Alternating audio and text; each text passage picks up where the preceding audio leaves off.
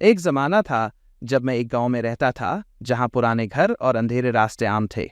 मेरे गांव में एक बहुत पुरानी हवेली थी जिसके बारे में लोग कहते थे कि वहां भूत रहते हैं। कोई भी उस हवेली के पास जाने की हिम्मत नहीं करता था, खासकर सूरज ढलने के बाद। एक दिन मैं और मेरे कुछ दोस्त बहुत बहादुर बन रहे थे। हमने सोचा कि हम उस हवेली में जाएंगे और देखेंगे कि क्या सच में वहां कुछ है। अंधेरा हो चुका था और हवेली के चारों तरफ सन्नाटा था। जैसे ही हमने उसके जंग लगे दरवाजे को खोला, एक अजीब सी ठंडी हवा अंदर से बाहर आई। हम वे अंडा बताए। हर कदम पर लगदी की फर्श से चार चार की आवाज आ रही थी। दीवारें मट्टी के जालौन से ढकी हुई थीं और हवा में एक पुरानी धूल की बू थी। हम एक बड़े कमरे में पहुंचे जहां बीच में एक पुराना झूमर लटक रहा था जो हवा में धीरे धीरे झूल रहा था। अचानक मुझे लगा कि कोई मेरे पीछे खड़ा है। मैंने पलट कर देखा, पर वहां कोई नहीं था। मैं आगा बढ़ गई।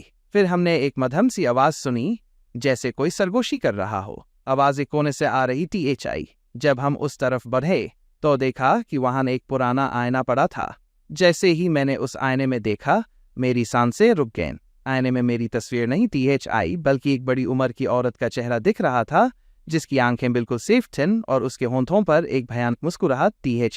उसने अपना हाथ आईने पर रखा और फिर वो चेहरा धीरे धीरे मेरी तरफ बढ़ने लगा, जैसे आईने से बाहर आ रहा हो। हम सब चीखते हुए वहां से भागे। हमने पीछे मुड़कर नहीं देखा, बस दौड़ते रहे जब तक हम हवेली से बहुत दूर नहीं आ गए। उस दिन के बाद मैंने और मेरे दोस्तन कभी उस हवेली का रुख नहीं किया। वो रात आज भी मुझे याद है और उस आईने में दिखने वाला चेहरा मेरे सपनों में आता है। क्या आपको ऐसी ही कोई और कहानी सुननी है?